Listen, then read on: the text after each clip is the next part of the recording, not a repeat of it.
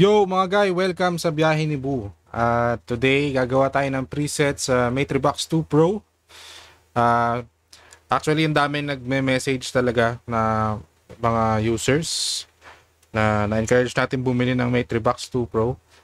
So, nanghihingi sila ng patches and ayun, sabi ko, abangan na lang dito sa videos para may content din ako. Tagal ko na rin walang ma-upload eh. Dami rin ginagawa minsan. So, ayun, para may tulong din sa channel natin. Ayun. Ah,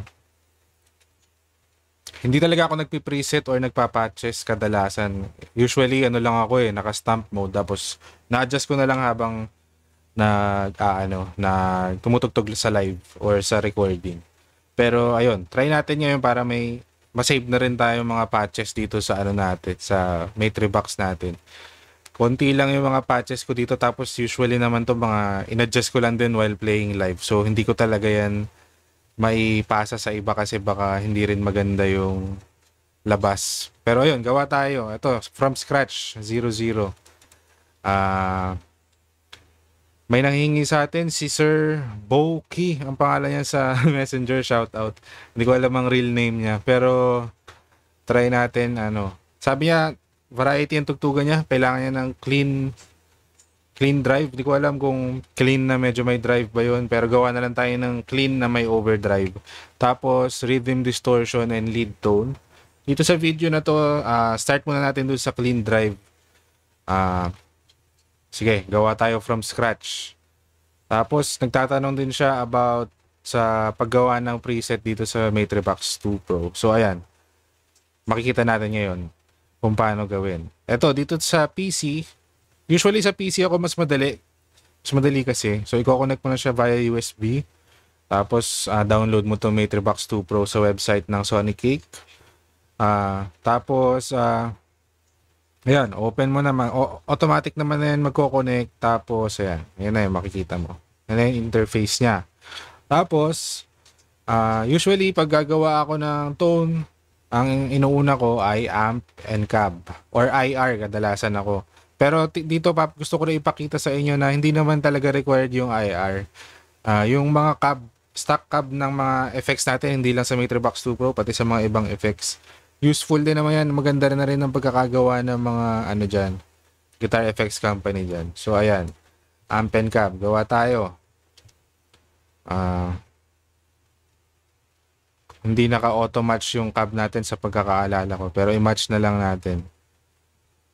Clean tone na amp. Try tayo ng amp na maganda. Naka-auto, naman pala, naka-auto match. Hanap tayo ng tone na maganda.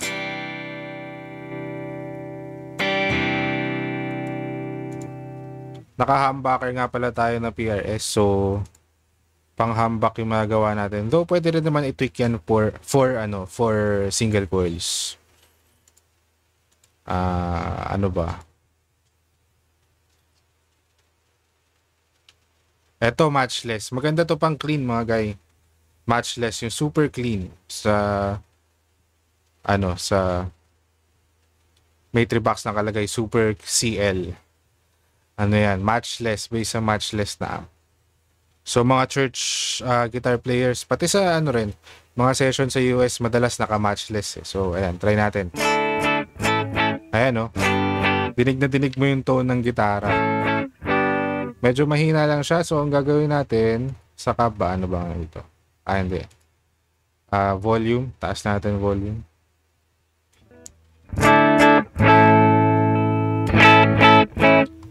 Check ko lang sa ating kung nadidinig nyo.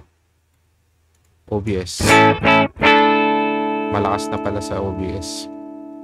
So ayun, try nating babaan konti.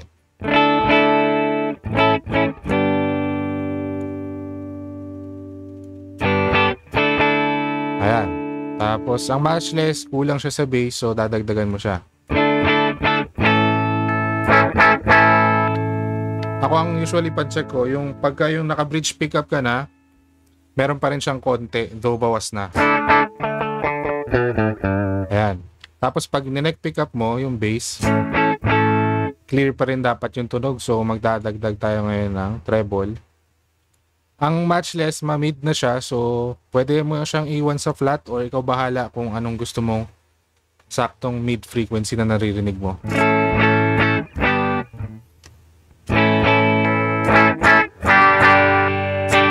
Sa akin, okay na to eh.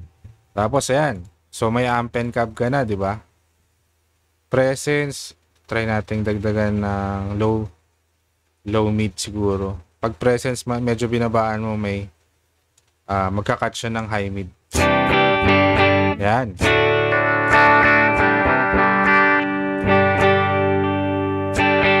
Ayun. So, ang ganda na ng ating clean tone. Pwede na siya, medyo tunog acoustic na siya eh. So, kung variety ang tugtugan, di ba? Try natin yung...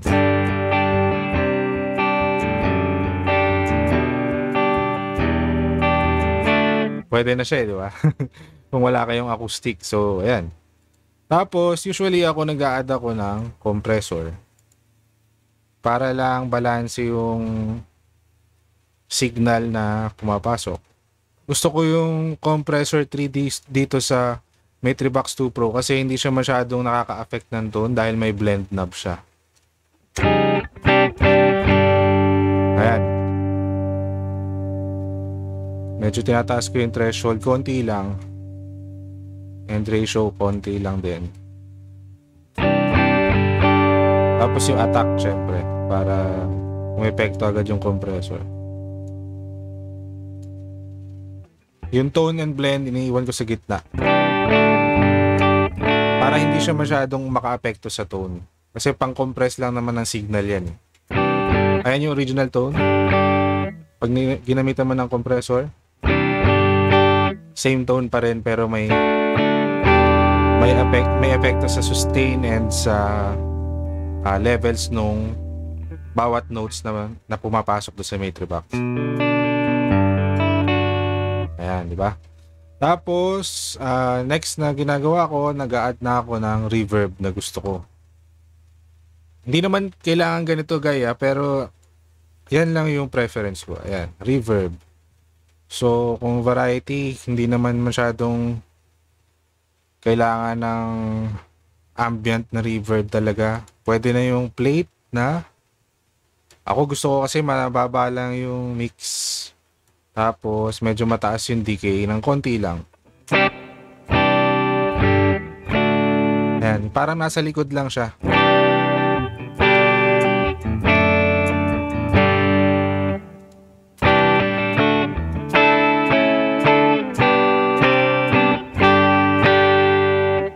Ayan.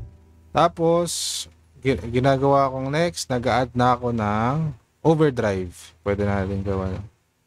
Lagyan ng screamer. Usually pang boost ito eh. Mamaya lagyan natin ng pang boost. Pero sa ngayon, main overdrive gagamitin ang lalagay natin. So, Timmy siguro. Ito, medyo transparent. Mabase ah.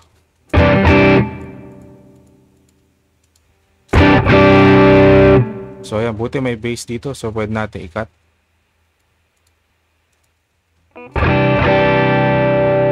Tapos, low gain lang. Low gain lang natin, sir.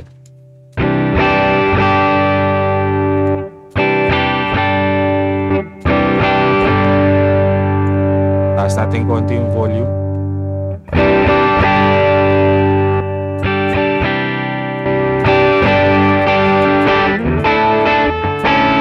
Nasa sayo na lang kung gaano kataas yung gain mo. Pero ako low gain talaga. Gusto kong overdrive eh.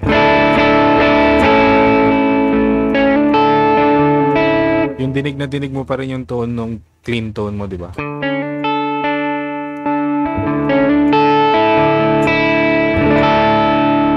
Tapos, pwede na tayo mag-add ng delay. Yung delay na ginagawa ko, syempre depende naman yan sa kanta, di ba? Ikaw na bahala kung gaano kalakas yung delay. Pero, pwede ka pa namang mag-add ng isa pang delay mamaya. So, ako, ginagawa ko, nag-a-add ako ng warm lang, parang analog delay. Tapos, sinisync ko yung time niya sa top tempo. Lagi ako may top tempo dito sa pang-apat na foot switch. Makikita mo yan dito sa control. Asan ba yun? Preset settings, tas dito sa control settings, punta ka sa control 4. Hindi. Tama ba? Ito pala, foot switch. Pupunta ka sa foot switch. Tapos, ito yung pang-apat na foot switch siya. Ating Matribox. Tapos, naka-tap tempo ako dyan lagi. Kadalasan, ganyan. So, kung gaano kabilis ko itatap yan, ganon din kabilis yung tempo ng ating preset. So, ayan. Ganyan ko siya kabilis tinap. So, ayan. Pwedeng ganyan na lang. Iwan mo na lang siya sa quarter. Pero ako usually naka-dotted 8 ako eh. Pero ngayon, i-quarter lang natin para mas simple. Tapos mababa lang yung mix. Tapos yung ating feedback lang. Usually nasa 35 to 40 ako para 3 to 4 repeats lang siya.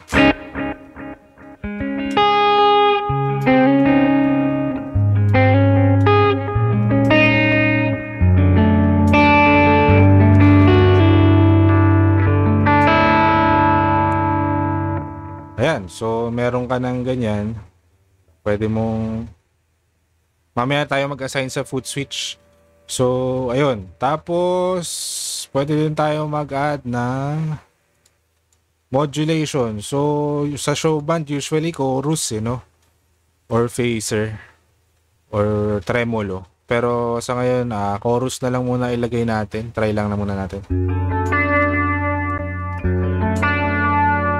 Ito, napakasimple nung chorus na to, yung D chorus. Meron lang siyang 4 settings na pwede mo pagpilian. Asan na yung Matribox natin? And then, 4 settings, diba?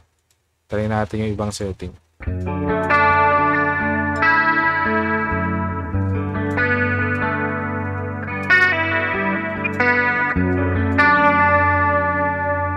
Ayan.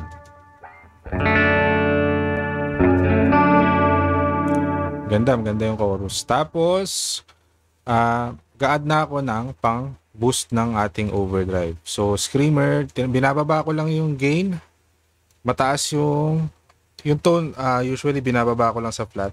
Tapos yung volume, tinataas ko, 65. So, ayan, kung nakulangan ka sa gain ng overdrive mo, pwede mong dagdagan. Pwede na rin siyang pang-boost.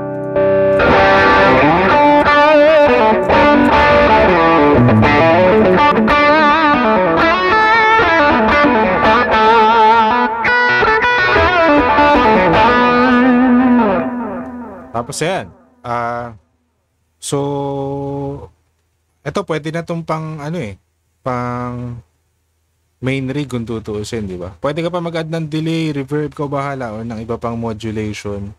Pero usually, ako ganyan. Yan na yung pinakasimpleng nagagawa kong preset. Simula noon, ko talaga eh. Overdrive, pang boost, chorus, delay, and reverb. Yun yung mga mahalaga sa akin eh. So, ayan. Pwede natin siyang i-save ngayon. Pangalanan natin ng preset sample 1. Hindi. Clean drive.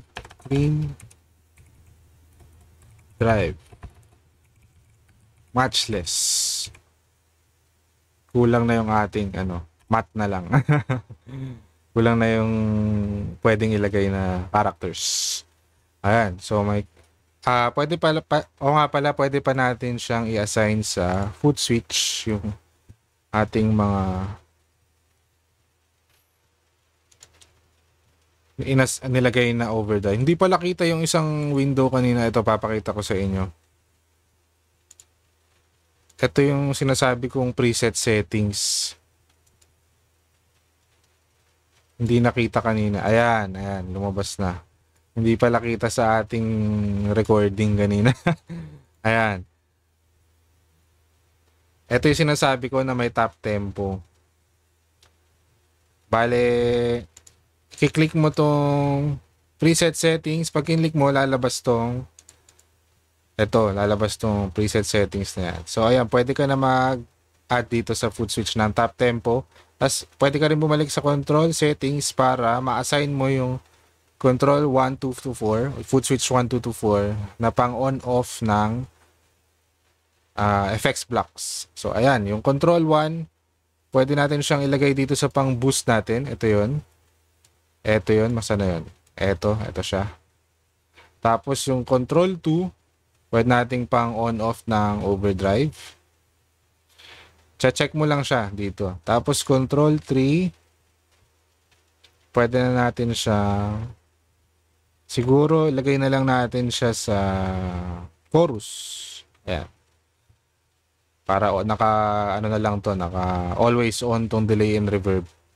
Pero pwede ka pa mag-add ng foot switch sa Matrix 2 Pro. Meron niyang kabitan sa likod, yung EXP. Input jack. Tapos, pwede rin via MIDI. Ako, naka-MIDI ako, Chocolate Plus. Gagawan ko rin ng video yun in the future kung paano ikabit yung Chocolate Plus. Medyo tricky eh. So, ayun. Dito muna tayo sa available foot switch ng Matrix 2 Pro. Ayan, so meron ka ng pang on-off ng booster, overdrive, and chorus. Tapos, may top tempo ka sa foot switch 4. So, ayan. Try natin pindutin yung ito yung clean tone natin ulit. So, natin pindutin yung foot switch 3 for our modulation.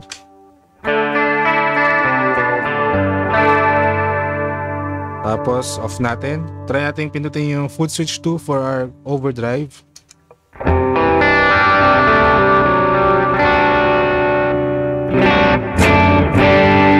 Tapos, i-boost natin siya ng foot switch 1, which is yung tube screamer.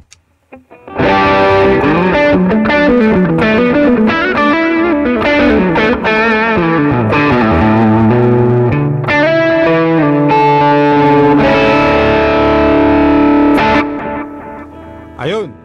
Maraming salamat mga guy sa panonood. Sana nakatulong sa inyo yung ating preset sample number 1 natin. Yung clean drive, matchless preset. Save ulit natin. Tapos, ilalagay ko yung preset dyan sa description ng ating YouTube video and sa caption ng ating Facebook video para pwede mong i-download via Google Drive. Tapos, pag na-save mo na sa PC, open mo lang tong software, click mo lang to, right click mo dito, anywhere dito, kahit sa ang preset mo gusto. Right click ka dito, tapos import dito. Mag-import ka. So, tapos pwede mo nang i-select yung shinare kong preset para mailagay sa Matrix 2 Pro mo. Ayun, maraming salamat. Sana nagustuhan nyo yung ating nagawang tone today. Abangan pa ibang videos para sa iba pang patches. Maraming salamat mga guy. Like, share, subscribe. Biyahe ni Boo, Buloroko, The Boo Music PH. Maraming salamat. See you. Bye guys.